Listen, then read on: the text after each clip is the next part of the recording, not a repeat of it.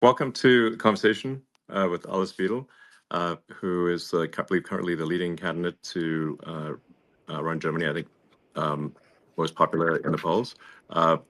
Welcome, Alice.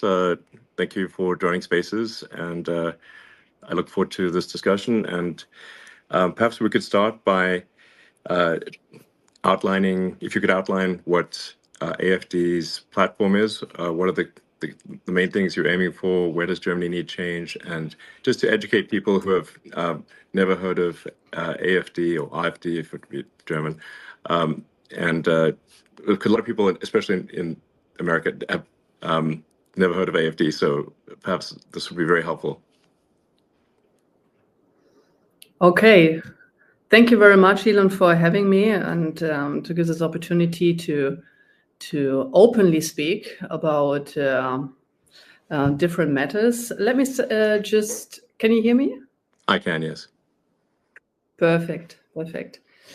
To start with, who we are. The AfD is the Alternative for Germany. It is a relatively new party, founded 11 years ago during the course of the Euro problems. Unfortunately, I have to start when I shed some light on our party with the quite negative circumstances in Germany. Our country is a great country with highly motivated people, but our country has been governed not in a proper way within the last 20-25 years. We had the Angela Merkel administration for 16 years, and then the so-called traffic light coalition that imploded last year, and now we're having elections. In my point of view, Angela Merkel, the first Green Chancellor, she ruined basically our country.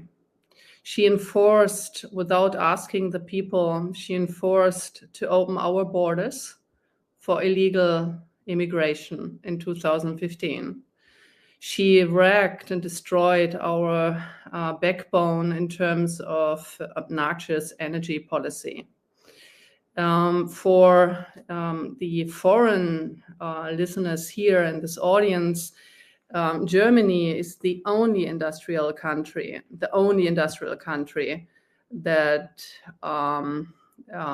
unplugged the nuclear power plant. So the aim of Angela Merkel was to enforce just solar and wind energy. And you don't need to be very smart to encounter that you cannot run an industrial country with just wind and solar, because you don't have any energy and electricity when the sun doesn't shine and when the wind doesn't blow. And this is a major problem. Yeah, I mean, obviously, I'm a big fan of solar energy, but clearly, if a country is at a very high latitude, then the amount of solar power in the winter is going to be substantially reduced. And then, of course, there's a significant difference in the day-night cycle of energy usage. So a lot of power can be done with solar and with large-scale grid energy batteries. But it must be supplemented with other forms of power because there's not a lot of sunshine in the middle of winter in Germany. So the solution obviously must be a multifaceted solution where there is certainly renewables, but also there does need to be some amount of fossil fuel energy and especially nuclear. I think nuclear is very much underrated. I think it was tragic for Germany to shut down the nuclear power plants. In fact, they're very well designed, and I think that the right move is, in fact, to increase the amount of nuclear power substantially in Germany. This would be great. And I think, yes, absolutely. Yeah. Yes, absolutely. So that was the reason why I wanted to shed some light on the current situation. So in order to form an opinion what our party stand for, because this is exactly what you said. We stand for a energy supply diversification. We cannot run a industrial country like Germany with a still strong manufacturing base. To tell you the truth, our manufacturing production, it peaked in 2018 and it plummeted since then due to high energy costs. And you cannot run a country like that. So therefore, we say, look, we need to be technology open, and we need to reinforce again nuclear power plants, because nuclear energy supply is carbon free, right? So Yes. therefore, we would also reduce our carbon footprint, which is obnoxiously very, very high. And this is the entire irony about it. So our governments, like the Angela Merkel government and the so-called ridiculous traffic light coalition, they enforced a green policy upon our country that doesn't work. Yeah. And we would like to go back to technology openness here. Yeah, I think that makes a lot of sense. I mean, my recommendation, and I've said this publicly before, is that Germany should not merely reopen the nuclear power plants, but substantially increase the power generation. In the same space, meaning without increasing the size of the nuclear power plant in any meaningful way, without increasing the amount of land area that it uses, you can dramatically increase the power output of a nuclear power station, because the actual core part of the power station is extremely tiny. People don't quite realize just how small the center core of a nuclear power plant is. It's like amazingly tiny, and so you can actually, in the same land area, no increased land area, dramatically increase the amount of nuclear power that any given nuclear power station is producing. You do need a water source to run the steam turbines, but really far more power output is possible than people realize.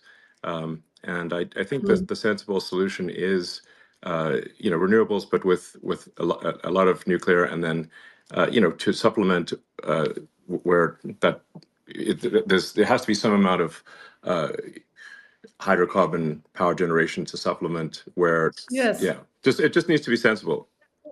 Yeah, absolutely. But do you know what? So just let me do just like one more example, because like wind turbines, wind energy, in comparison to nuclear power supply, is highly inefficient. Also, in terms of land use.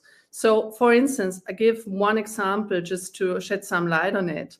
If you were to replace one nuclear power plant, let's say like Emsland nuclear power plant here in Germany, with an annual electricity production of 10 billion kilowatt per hour, with modern wind turbines, with a production of just 8 million kilowatt per hour per year, you would need 1,250 wind turbines just to replace this one power plant. And with a rotor diameter of 70 meters and the minimum distance from large wind farms, you end up around with like 100 square kilometers. For example, this corresponds to half of the major city of Stuttgart, right? Right. So this entire thing, and just to stress the fact again, you don't need to be very smart just to do your calculations. Yes. But our energy policy. I mean, that's the crazy thing. The crazy thing is like a bunch of these energy questions. You do not need to be like a world-leading physicist. It's very basic math, like high school, less than high school level math. I'd say middle school math even. It's very straightforward, not complicated. Yes, absolutely. And then during the crisis, like during the war. Huh? Sorry? No, please go ahead. Yeah. So during the war of Ukraine, so our gas supply was just destroyed, and that actually shed some light on our severe dependence on Russian gas. And do you know what the government decided in this crisis when the energy prices skyrocketed after we were cut off of cheap energy supply from Russia? They switched off the last nuclear power plant to even more create a shortage of energy. Yeah. So either you must be very stupid or you just hate your own country. Well, isn't it? I think it's mostly the very stupid category. At least I'd like to think so. Very stupid. I mean, there's an old saying that like one should never ascribe to malice that which can easily be explained by incompetence. So, yes, you're perfectly right. No, so but yes, I actually, when I saw that Germany was turning off the power plants after being cut off from gas supplies, from Russia, I thought this is one of the craziest things I've ever seen. Just when Germany most needs electricity, yes. Germany is shutting down one of the best sources of electricity, which is nuclear power. Yes. Crazy. And completely carbon free. Yeah, crazy. It's crazy. Yeah. So I guess if to summarize the two main things that AFD is aiming for in terms of change is a sensible energy policy and sensible immigration policy. Yes, exactly. So, but actually even more. So we would like, if I may continue a little bit, absolutely. because now Elon, it's a complete new situation for me. That I just can have a normal conversation and I'm not interrupted or negatively framed, how that has been in the media the case in the last 10 years, which is completely ridiculous. So what we also stand for, since we are a conservative libertarian party, so at least we see ourselves like this, but we are extremely negatively framed as a so-called extremist party by the mainstream media. So we just say, look, we need to reduce bureaucracy.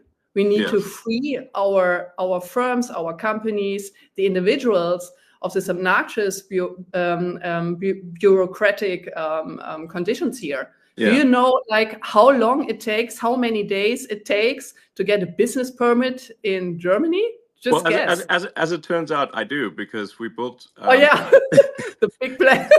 We built a gigantic car factory, just near Berlin. So we had many challenges. I mean, this is, to be clear, like we actually had a lot of support, a lot of local support from the local government, from the national government, and despite all that support, just the sheer number of rules that the people in the government are required to follow is completely crazy, and we had to. I think it was 25,000 pages was our permit, and it had to be all printed on paper. 25,000. Yes, 20.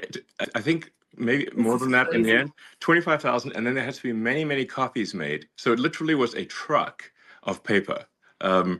Because and we're like, surely we can make this electronic, isn't that better for everyone? No, not possible. You need to have that on paper in Germany. And they say, no, it has to be paper. I'm like, this is crazy. This is only a few years ago. It's not the distant past. I mean, it's like we're well into we're a quarter of the way through the 21st century. It's like, guys, let's just 25,000 actual printed pages, and then I believe every page needed to be stamped with a physical stamp.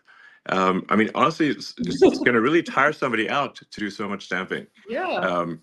They're going to get some sort of repetitive stress injury. Yeah, they're going to get a repetitive stress injury from having to stamp so many people.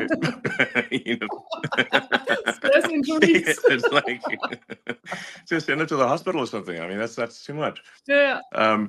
So, Mug of paper. but I'm not trying to blame the sort of individuals who are doing this time, because they are just following the rules. So we have to change the rules, and there needs to be, I think, in my view, for all countries, but especially countries that have enjoyed prosperity for a long time, it is extremely important to have what I call sort of garbage collection of rules, which is to re-examine the rules and regulations. And make sure that they are clearly a net good, and if there's any doubt about them being a net good, we should eliminate them, because otherwise we get to this point where everything is illegal, and so it's just absolutely crazy. Absolutely. Absolutely.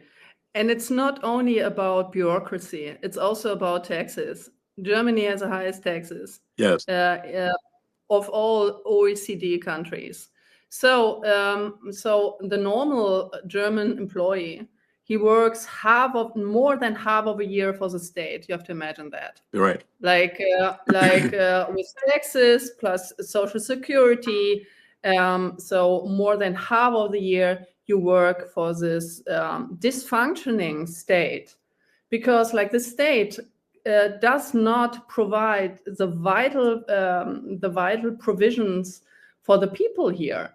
So he doesn't provide for security. So we have like skyrocketing criminal rates here. Right. He doesn't care about education. So we have this same insane, wokish, leftish, socialist agenda in our educational system. So the young people, they don't learn anything in school, in university, etc. So they just learn about gender studies. Are you serious? And they just, yeah. No, really. I was under the impression that Germany had a pretty good education system that was quite rigorous with the gymnasium and all that sort of stuff. At least it used to at one point. Yes. So, but it sounds like this has I don't know, the woke mind virus has infected Germany quite badly. Yeah.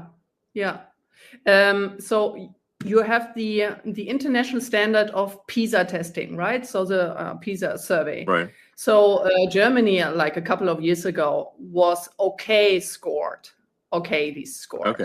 But now, so we just plummeted because the survey showed that young people are not able to properly do math or speak or write German. And in some states here in Germany, you have to imagine they just abolished the writing grades in terms to get the language grade, right? So you don't need to write German properly anymore because our entire educational system has been deteriorating. Wow. And that is also the reason, for instance, why young people, they vote for us now, because they want to have a proper education and they want to have back a proper educational system that provides the young people with capabilities. And that is also the reason why so my personal opinion is that we have to go back to a merit-based system, right? So we need to go back to a merit-based incentive system and to go away from all this socialist gender things being in our educational system. Right. The families and the parents, they have the responsibility of their children. And the schools and the university, they have the responsibility to give good education and not all this vogue socialist nonsensical gender stuff. Sure. No, absolutely. I mean, the whole point of going to school is to learn useful skills that help you in life, help you be productive and understand the world. Yes. Otherwise, it's not a school. It's just a propaganda institution. True. Yeah. So, okay. Well, I mean, that makes a lot of sense. So, let's see. Yeah. So maybe I can just go on, because I was just giving an example of the educational system where the state fails because our state, the government, collected in the last year a record high of income tax. So they collected like around like above 1 trillion, right, of euros. So it is a record high tax. Wow. But the state, they cannot handle taxpayers' money. So what do? So they just throw the money out of the window for immigration in our social system, for instance. So since 2015, just to give you some numbers and also the audience to have an idea what's going on here in Germany. So we had an influx of almost 7 million people, but these are the officially counted. So 7 million people? Wow. Okay. 7 million people of influx since 2015 officially counted. Wow. And then because the people, they just another funny numbers. Our state allows people to throw away their passports before they cross our borders that are not protected and controlled. So 57%, almost 60% of the people coming into our country through an open border, they throw away their papers. Why do they do that? Because once entered our country, our funny country, with this funny immigration policy, they cannot be deported anymore. So that's the reason why. So our state, our government, like the Angela Merkel government and the last one, they proclaimed a policy that everyone can choose to cross our border to immigrate into our social security system and cannot be deported afterwards because they threw away their passports. This is crazy. Like, how insane is that? Well, it is very insane, but that's exactly what's happened in the U.S. I mean, exactly. clearly there's a sort of a sort of a far left agenda that's being pushed throughout Western civilization, any place they can go, because the exact same thing was done in the U.S. where and now they sort of calling people illegal immigrants, they call them undocumented, and the reason they're undocumented is because they threw away their passport, just like you're talking about. In fact, if you, on the Mexican side of the border in the U.S., there's a giant pile of discarded passports and driver's licenses, like a huge pile. Because it's actually worse to come in with a passport than to come in with nothing. And then, just like in Germany, the Democrat government then gives massive amounts of money and support to what they call undocumented. But if they're undocumented, we actually have no idea if they are a murderer, rapist. We have no idea because they have no documents, so we can't actually tell. And so as a result, there's been a massive influx of criminals into the U.S. And frankly, I'm wondering what's taking criminals so long to come here. I mean, this is America's a target-rich environment. It's you can in America, it's so easy to steal things in these wealthy neighborhoods. It's like the only thing that is going to slow down how much you can steal is if your back hurts from carrying out all the goods. It's like because you're just like you're not a robber, you're just a moving company. It seems like all the world's criminals just come to America on that basis, because it's it's much easier to be a career criminal in America than it is in other countries where there's not that much to steal. Yeah. So we've seen a massive increase in crime in the U.S. Yeah. May I ask a question Of on course, that? yeah. So I read that, for instance, in California, by the way, I'm very sorry what's happening there. It's terrible. It's really terrible to see. It's terrible. But in the case of California, that they just lifted the prosecution of theft because you have so many cases of theft. Is it true? Yes, the de facto situation in California is that theft is almost never prosecuted. It's maybe 1 or 2, maybe 1% of the time is theft prosecuted, and even when it is prosecuted, the criminals are let out on bail immediately. So basically, theft is legal in California. It's crazy. It's crazy. Yeah. Now there was recently a referendum in California to make stealing illegal again, which was and actually that was a very popular, and it passed. Because it was actually literally legal to steal anything under $1,000, which means people could just walk into a store at $1,000 at a time and take out anything they want. And if the storekeeper stopped them, the storekeeper would be arrested. So this is literally like the Joker and Batman. It's like the criminals, are in charge, and the honest citizens are arrested. It's just completely insane. Now, like I said, the people in California did vote overwhelmingly to make theft illegal again.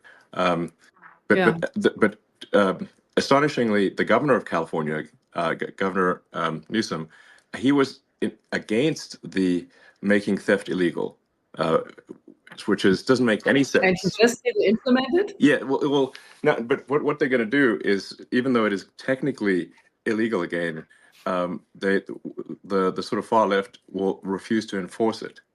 So because you really need two things for something to work, for laws to work. You need both the law and you need enforcement of the law. And if you don't have, so I mean, this is something that George Soros really figured out. I mean, he's sort of a brilliant guy, but honestly very anti-human in my opinion. Is that you don't actually need to change the law; you just need to stop enforcement of the law, and that does the trick. So I think there is somewhat of a reawakening in the U.S. and I think even in California, people are tired of this, and they want change. And I think that's really, if you say like, why people are wondering, like, why did Donald Trump win? And it wasn't just a small victory. In the U.S. elections this year, President Trump won the Electoral College. He also won the popular vote, majority of the people, and the House is Republican and the Senate is Republican.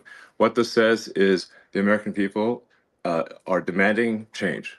They're being very clear, and my recommendation for the people in Germany is to do the same. If you are unhappy with the situation, you must vote for change, and that is why I'm really strongly recommending that people vote for AFD. That's my strong recommendation, and I think this is simply the sensible move, and I think Alice Wiedel is a very, very reasonable person, and hopefully people can tell just from this conversation, like nothing outrageous is being proposed, just common sense. In fact, I, as I've said publicly, I think only AFD can save Germany. And I just want to be very clear about that. Only AFD can save Germany. End of story. And people really need to get behind AFD, and otherwise things are going to get very, very much worse in Germany. Yes, because you rightly said, there is a difference of making a law and then enforcing it. So now we have the situation in Germany where you have, on the one hand, you have the AfD, and on the other hand, what's so-called uniparties, right? Yeah. The uniparty consisting of all the others, because they stick together, and no matter what they say, they're not able to implement, to enforce the promises they're doing in every election, especially the Angela Merkel party. Do you know that the chancellor candidate, so my running mate of the Christ Democratic Party, that it's wrongly labeled, for instance, by The Economist as a center-right party. So in my opinion, it's a leftish Green party. But anyway, Angela Merkel was the first Green chancellor we had here. So what he did is that he, by the way, just talking about interference, So I just look it up here. He called your interests, so your interests in German politics, pushy and presumptuous. Yeah. And What does he say about George yeah, Soros? yeah, exactly. And Bill Gates. Yeah, Bill So Gates, that exactly. was not a problem.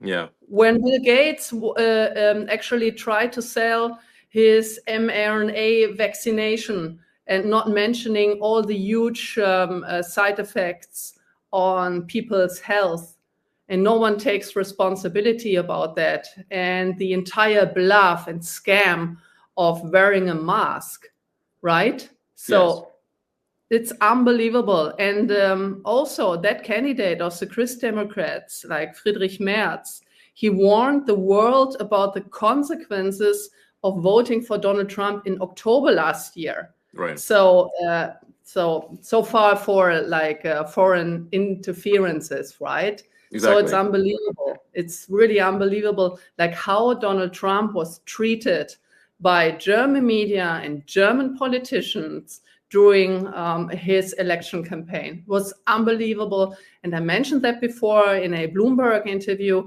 It created, for me, it created physical pain to see that, how he was disparaged, like, and his entire family. So, yeah, so I feel very sorry for these people. Just like,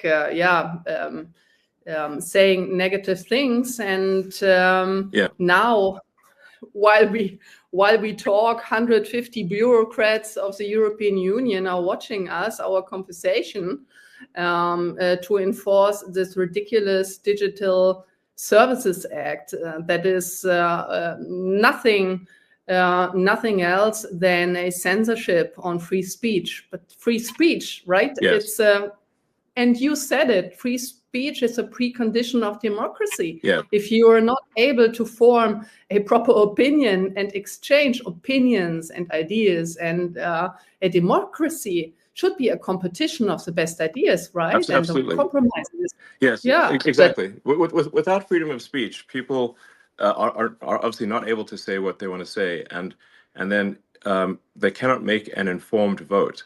So if people are simply fed propaganda and have no access to what's really going on, then they can't make an informed vote, and then you don't have a real democracy. So that's why I say, free speech is the bedrock of democracy. There must be free speech in order for people to make an informed vote. So that's essential. And you can sort of, it's actually quite easy to tell who the bad guys are. It's like, who wants to shut down freedom of speech? They are the bad guys. It's very clear. Yes. And do you know what Adolf Hitler did? The first thing, he switched off free speech. Yes. So he controlled the media, and without that, he would have never been successful. Yes, exactly. Never been successful. Yes, But absolutely. this is what you do. Yeah, no, exactly.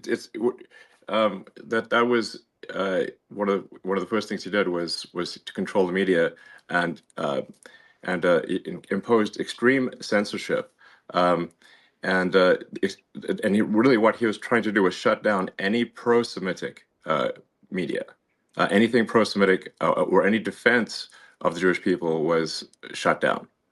So we have to, like, very few, for those who want censorship, I think they should be careful what they ask for, because once you institute censorship, it's only a matter of time before that censorship is turned on you, and eventually they will censor you, and that's the danger. Because people love to censor things they don't agree with, but they don't realize that one day that censorship is going to be turned on them.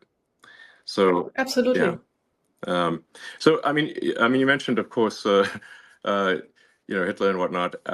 Now, there's a lot of the media wants to portray AfD as far right, as somehow associated with Nazism or something like that. Perhaps you could address that concern, because people, when they hear sort of right wing in Germany, they naturally have a bit of a negative reaction. Yes, thank you. Thank you for the question.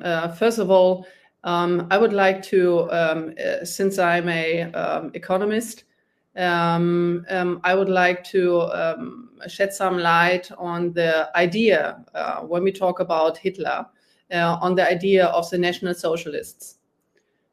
Back then, during the Third Reich, the National Socialists, as the word says, they were socialists. Yeah, Adolf very much Hitler so. considered, yeah. They nationalized industries like crazy. Yes, absolutely. He Yeah. was a communist and he considered himself as a socialist. So what they did, they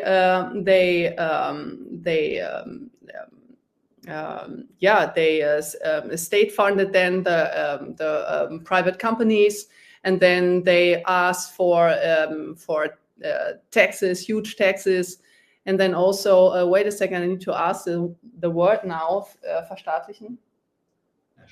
Yeah, nationalize the entire industry. Yeah, you said that before, and the biggest success after that terrible era in our history was to label Adolf Hitler as right and conservative. He was exactly the opposite. He wasn't a conservative. He wasn't a libertarian. He was a communist, socialist guy. Yeah. So full stop, no more comment on that. And we are exactly the opposite. We are a libertarian, conservative party. And see, look at this during during the discussion of this terrible Hamas attack on Israel. So only the leftish Palestinians, they criticize the policies here. So you have a deeply vested anti-Semitism within the leftish movement. And it was always that case. Why? And Adolf Hitler, he also played with that. He played with the envy of people. Jewish people have been highly educated, very cultivated, and they were successful. There were wealthy people back in Germany then. And then he enforced the envy of the population against these people. And it was a socialist measure taken against them. Look at Stalin. Look at the Soviet Union under Stalin, the very same thing. So he was nothing else than an anti-Semitic socialist. Yeah. And we are exactly the opposite. We are a libertarian conservative party. We are wrongly framed the entire time. And we would like to free the people of the state. I want to have independently thinking people, self-confident people. I would like to have a state that is minimized to his functions, and letting the people having their freedom of speech, freedom of wealth also, like generating wealth.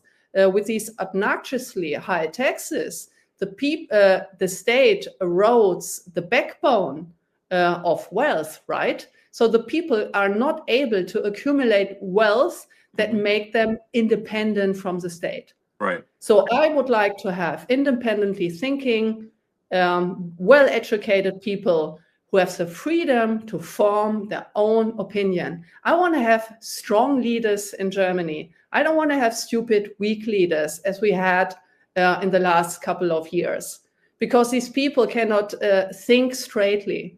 And they're a big danger. Look at the war in Ukraine now. Yeah. They're a big danger to our national security and to actually to the entire European security.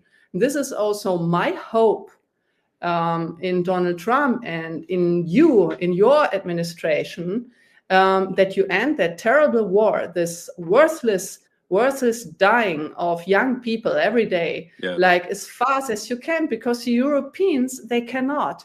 They actually given up on everything, like on a good military, on a good negotiation power. They completely depend on the US in the sense of, the USA need to do the entire job. We don't need to do anything.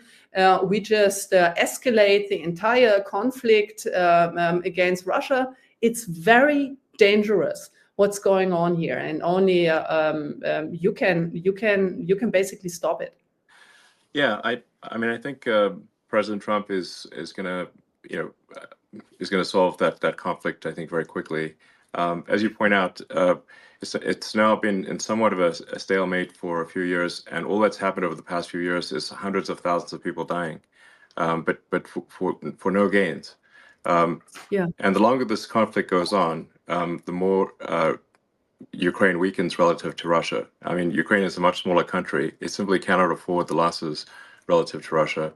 Russia has, it's just, it's this is the longer this drags on, the worse it is for Ukraine. And then you've got all these poor, men dying and for nothing. Why? So. I hope this terrible conflict can be resolved quickly, and I think it will be under President Trump. Yeah, it will be great, actually, because this is our now really the people here, like many people, are anxious, and they're anxious for a very good reason, I think, because this conflict has a potential to escalate big time towards a nuclear exchange.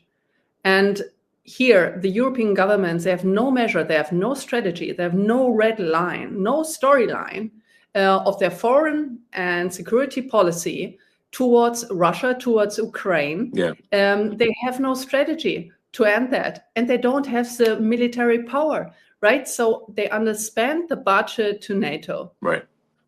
For decades, yeah. like for a very long time. Like the average, for instance, of Germany, because the share of GDP is supposed to be 2%. So Germany, on average, I think it was just like slightly above 1%. So Germany didn't contribute. But Germany is also not prudent of the defendants of our own country. So this is the second thing. So we are completely dependent on the US. But I think, and I've listened to this very interesting speech of J.D. Vance. He said he doesn't want to have client states, right? Yeah.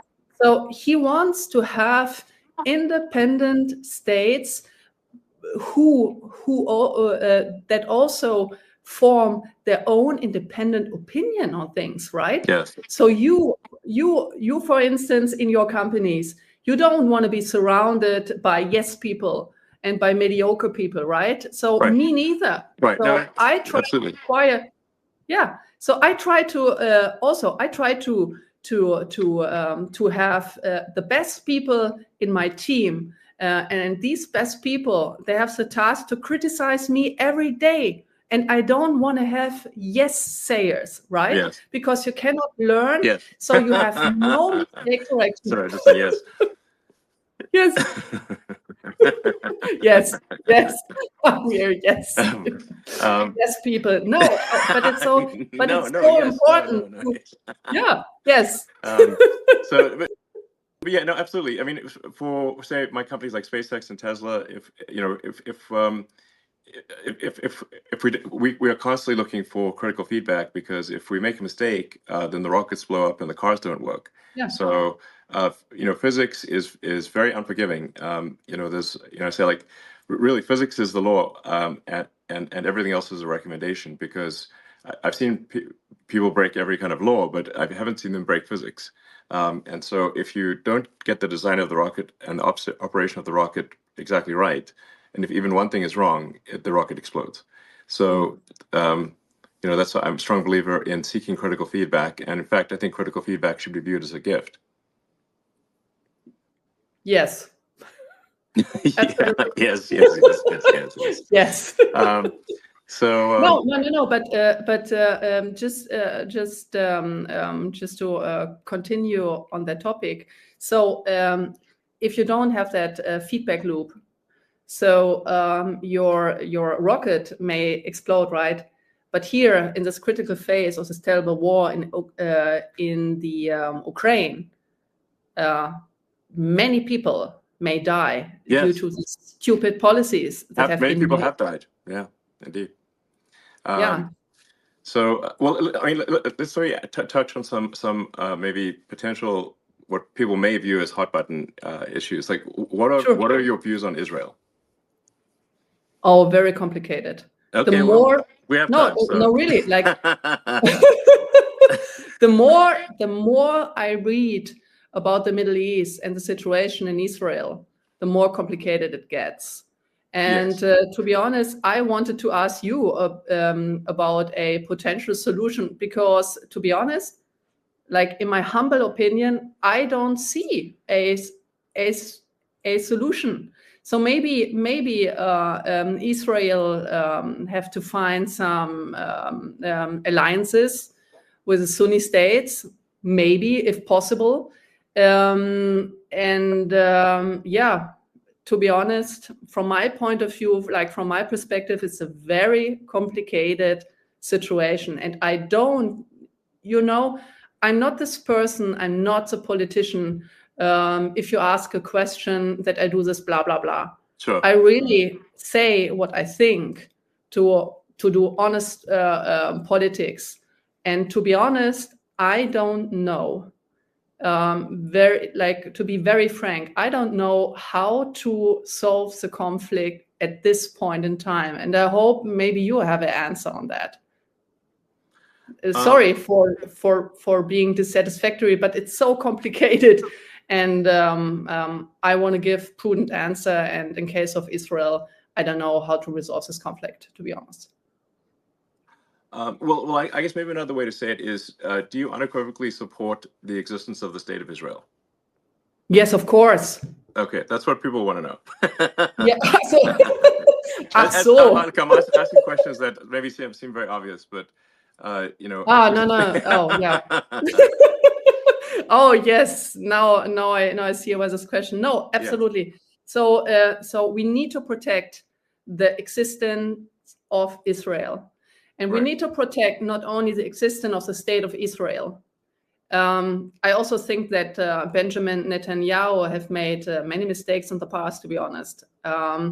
But we also need to take our responsibility as a German nation state to protect Jewish life, Jewish people in our country who are exposed right now to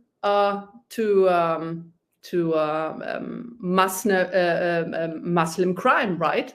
So they are not safe here anymore. So I don't know if you saw some videos here of the streets of Berlin. I'm right now in my office in Berlin, but like with all these demonstrations of the Palestinians here, well, a Jew could not walk through the street anymore, right? And we have a huge potential of anti-Semitic crime against the Jewish people. And to be very frank here, the AfD is the only protector, and I'm saying that like very frankly, the Alternative für Deutschland, the AfD, can only be the only protector of the Jewish people within here in Germany, because the Uni Party, all other parties, they did exactly the opposite. They let like millions of people in. They let them do crimes on our streets. Like the crime rate are skyrocketing, and so the Jewish people, they leave our country. When I talk to my Jewish friends who live in Germany and in Switzerland and in France and in Austria, they were very afraid after the Hamas attack on the 7th of October, because they were afraid that they would likely to be attacked by Palestinians, by Hamas supporters, or by the Antifa, or by the leftist terrorists. I don't know, but they were very afraid, very sensitive when going on the streets. And we step up for these people, even though the opposite in the mainstream media, the opposite is claimed. Yes, but no, absolutely. This is not true. It's just a lie. about our party. Yes, I think that's what I wanted to just make it clear that that AfD is being massively misrepresented, especially in the Western media.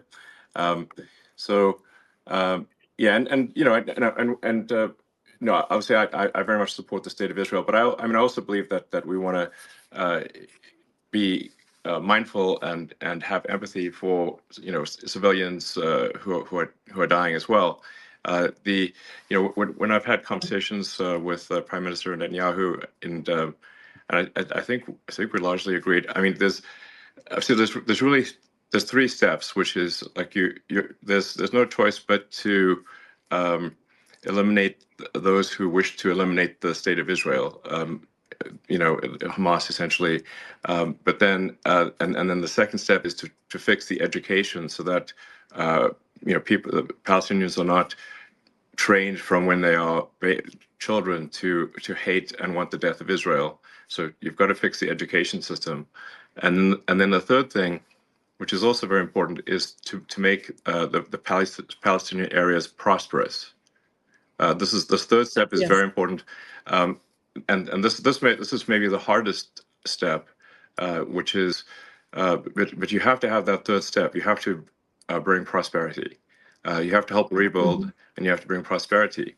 And I've had this conversation with many people in Israel. I said that third step is essential. And they've asked me, well, when has this worked? And I'm like, well, I'll give you a very big example. After World War I, the Treaty of Versailles was extremely unfair to Germany, and it created a massive amount of resentment. And the Treaty of Versailles laid the foundation with its extreme reparations laid the foundation for World War II. Without the Treaty of Versailles, Hitler would not have succeeded. Yes, true. Yes, but if you look at so then the lesson was learned. So then after World War II, when Germany and Japan were defeated, the U.S. actually helped rebuild Japan and Germany, providing financial support to rebuild Japan and Germany, and now Japan and Germany are allies. And this is a very important and fundamental lesson of history. Yes, you're absolutely right.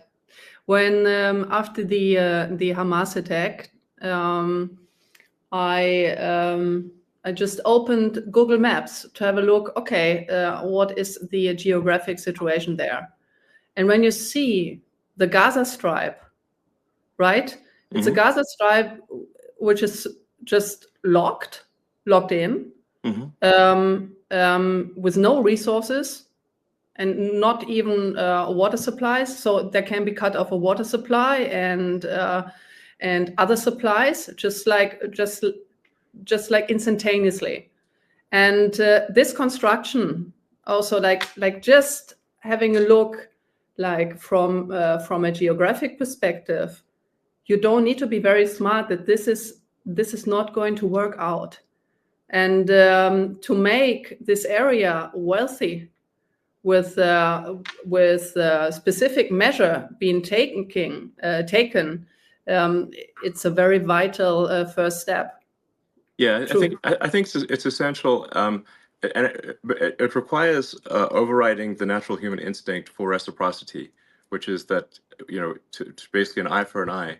But the problem with that, an eye for an eye, is that if you keep doing that, an eye for an eye, as the saying goes, an eye for an eye makes everyone blind. That's why I think there's great wisdom to forgiveness. You need both strength and forgiveness. But this is the only way to stop the endless cycle of violence. It's a very nice sentence. Like the eye for an eye makes everyone blind. Yeah, exactly. So, so hopefully that can be the future. That's the best future I can think of. I think there's not some other future that works. So how about, may I ask you another question, because we just jumped topics. What is your point of view? We stopped that your administration will end the war in Ukraine very swiftly.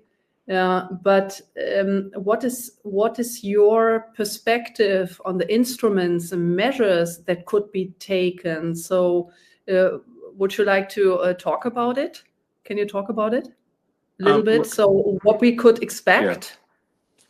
Well, this, to be clear, I mean, this is up to President Trump. You know, he is the commander-in-chief, and so it's really, you know, up to him. So I don't want to speak for him. So, but I you know I do think that there is a path here to a resolution, and but it does require strong leadership in the United States in order to get this done.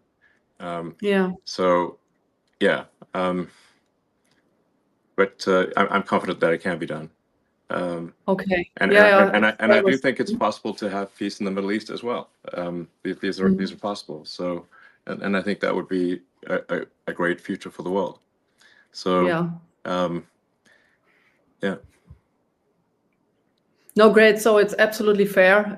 So very, very fine with me. Yes. Well, let's see. Are there any other topics we should discuss, or if you have any questions for me, or anything you think people might want to know absolutely. about? Sure. Because I want to ask, and many people are interested in that. So why do you believe that flying to Mars and populating Mars is your top priority topic, the SpaceX? And when do you think, when will you be ready to have a human expedition to Mars? If you allow, if I may ask this question, because everyone is interested. So these are great projects, right? Yeah. Well, I mean, I think at a very high level, I think sort of like what set of actions are going to lead to the long-term prosperity of civilization. You know, the sort of a growth in the scale and scope of consciousness. You know, to the best of our knowledge, we are the only place with life, or certainly the only place with life that is intelligent in some form. You know, a lot of people think, oh, there must be aliens, but I've not seen any evidence of aliens. If the archaeological records are correct, you know, Earth is 4.5 billion years old, but civilization, as measured from the first writing, is only about 5,000 years old, which is about 1/1,000,000th of Earth's existence. So all of human civilization is a tiny flash in the pan so far. And so we have to say, well, what steps can we take to ensure the long-term survival of life as we know it, of consciousness? And if we are a multi-planet species, the probable lifespan of consciousness is dramatically greater than if we are a single planet species. This is not to say that I think that Earth is about to die or anything like that, but there is some risk. You know, if there is a global thermonuclear war, or some extreme natural event like a giant, you know, meteor that hits the Earth that causes a mass extinction event. I mean, if we look at the fossil record, there are at least 5 extreme mass extinction events that would have just basically extinction events that would have destroyed all of humanity completely. There's 5 of them at least, and so I think if we should take this opportunity today, because for the first time in the 4.5 billion year history of Earth, it is possible to extend life and to extend consciousness beyond Earth. And that window of opportunity may be open for a short time, or it may be open for a long time. But just in case it is open for a short time, we must take advantage of this window and as quickly as possible become a multi-planet species and ensure the long-term survival of civilization. So what is your time frame for a expedition, like for the first human expedition? Well, yeah. So to be clear, what matters is not so much the sort of flags and footprints, but the establishment of a self-sustaining city on Mars, where the critical threshold is where the city can grow independent of Earth. Meaning, if the resupply ships from Earth stop coming for any reason, that uh, the Mars colony does not die out. That's if we are able to reach that point, then we have passed one of the very important and fundamental Fermi great filters. There's this idea of like, well, why don't we see evidence of intelligent life? Well, that there's this idea that there are these various great filters that these civilizations never pass, and one of those great filters is never going beyond your home planet. So if we can pass the Fermi great filter of being a single planet species, and to be clear, if we are a single planet species, it is just a matter of time before we are annihilated. One can argue about how long it will take, but eventually there will be something that happens that annihilates civilization. It might be very far in the future, but we simply know from the fossil record, as I mentioned, that there have been at least 5 mass natural extinction events. And I think there's added risk for humans that we could destroy ourselves, because the dinosaurs did not have thermonuclear weapons. So they also didn't have spaceships. So we've got the risk of thermonuclear war that could destroy everyone, but we also have spaceships that can make life multiplanetary. And but to answer your question more directly, I think we can send uncrewed starships to Mars in approximately 2 years. So Earth and Mars Earth and Mars align for planetary transfer roughly every 6 months. Every 2 years, every 26 months. 2 years. Yes. 2 years. Yes. So the Earth obviously takes a year to go around the sun. Mars takes approximately 2 years. And obviously one cannot go to Mars when it is on the other side of the sun from Earth. Yeah. So we have to wait for when Mars is in roughly the same quadrant of the solar system as Earth. And that occurs for about 6 months every 2 years. And the optimal transfer window is typically just a few months. So for a few months every 2 years, or every 26 months, you can transfer to Mars. So there's currently a Mars transfer window, which means that the next one is in 2 years from now, and then there'll be another one 2 years after that. So for the one in 2 years, I think we can send uncrewed starships to land on Mars to test that the landing systems are working properly. We want to make sure that we don't add more craters to Mars. Yeah. Yeah, That would be good. The crater count increment must be 0, and once we prove that it is safe to land, then if all the ships we send in about 2 years land safely, and we think we understand the issues, then in principle that in about 4 years you could send the first people, and then Wow. the number of ships can expand exponentially from that point. I mean, as a rough order of magnitude, my guess is that we need to transport about a million tons of cargo to Mars to make it self-sustaining. When things are very uncertain, I think if you can even guess to within one order of magnitude, you're doing quite well. So I suspect probably 100,000 tons is maybe not enough, and hopefully we don't need 10 million tons. So therefore, my guess is hopefully 1 million tons is enough to make Mars self-sustaining. So maybe it's a million tons of cargo to the surface of Mars and about 1 million people or more.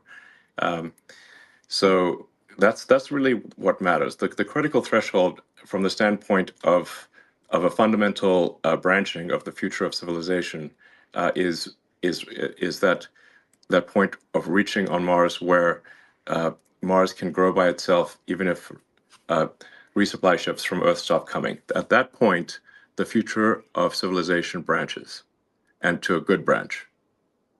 And the probable lifespan of civilization is dramatically greater. And Yes. my guess is that there will be cases where the future Martians actually come and help and rescue Earth, and when there is an emergency. Just as America has helped to rescue the rest of the world in World War I and II and the Cold War. Where would the world be if not for America helping out in those three circumstances? So, I think that there's a good chance Mars helps save Earth at some point in the future, maybe many times. And then once we have a civilization on Mars, we can expand to the rest of the solar system, to the larger asteroids like Ceres, maybe to the moons of Jupiter and Saturn and beyond, at least through the rest of the solar system. And then and then we go from being hopefully a multi-planet civilization to, at some point, a multi-stellar civilization, and we're out there among the stars, and then we can try to find out what is the nature of the universe. Perhaps when we go to and visit these faraway star systems, we will discover the remains of long dead alien civilizations. I think that would be incredibly interesting, but for sure it will greatly improve our understanding of the nature of the universe, dramatically. Absolutely. Yes. So and things that like the timescales are just remarkable to think about. Physics suggests that the universe is about 13.8 billion years old, even the elements in our body that aren't hydrogen, like any heavier element had to be formed in the center of a star, and so a large part of our body was actually formed in the center of a star, and that star exploded, and then the elements recondensed, ultimately billions of years later to form Earth and humans. So when you think about these timescales, they're really remarkable to think about. But a civilization that lasted 1 million years. So our civilization, like I said, I think a good metric for saying when does a civilization start, I think, is maybe writing. That's if you're going to pick anything, I'd pick that. That's only 5,000 years ago. So for a civilization to, like, let's say, last an incremental 1 million years, that's an enormous amount of time as compared to the length of human civilization, but it's very small compared to the age of the universe. You'd have to go 3 digits past the decimal point of 13.8 billion years just to increment 1 million years. So I think we may find when we go out there and explore these star systems that there were alien civilizations. Maybe they lasted for millions of years, much longer than we've lasted. And I think any civilization that can last 1 million years is going to be in the Hall of Fame. That's an incredibly long time. Anyway, and I think as for humanity, we don't want to be one of those lame one-planet civilizations. Like, any self-respecting civilization should have at least 2 planets. So that's what we should aim for. Wow. If you so you just said that the human body comprises of elements of an exploded and then reordered elements, right? So do you think that this coincidentally happened, or do you believe in God? I'm just curious.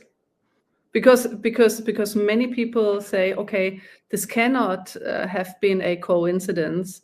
That cannot, right? So it just could have been God. So do you believe in God? Well, I'm open to believing in things proportionate to the information that I receive. So I guess I have sort of a physics view of reality, which is, I guess I'm trying to understand the universe as much as possible, to understand what's going on. I'm certainly open to the idea of God, and if you say like, well, where did the universe come from? How is it created? What, I suppose there would be some entity that you could call God. That would, I don't know. But that's a separate question from, say, is there some entity that is observing our daily actions and rendering a moral verdict on what we do from day to day? That doesn't appear to be the case, because, you know, at least there's some very evil things that happen in the world, and if there's someone observing us on a moral basis continually, then it does seem odd that some very evil things are allowed to occur. But maybe that is the case. I don't know. I try to form my opinions based on what I learn, and as I learn more, I aspire to change my views to match what I learn. Yeah, same here. To be honest, I'm still on a search. I don't know what to believe. So it's called maybe a agnostic. And but it's very interesting to see how the world and also the universe evolved. It was incredibly interesting to listen to your visions. It's quite a vision for every one of us. Yeah, I would say that what I have is a philosophy of curiosity. So I'm curious about the nature of the universe, and I would say I subscribe to the Douglas Adams school of philosophy that was described in the Hitchhiker's Guide to the Galaxy. In that book, the Earth was sort of a giant computer that was trying to answer the question, what is the meaning of life? And then it comes back with 42, and then they're like, what does 42 mean? And it's actually the answer is the easy part, and the question is the hard part. That was actually quite an illuminating thing for me, because I had a sort of an existential crisis when I was, I don't know, 12 or 13, about the meaning of life. And I read many of the religious texts and the books on philosophy.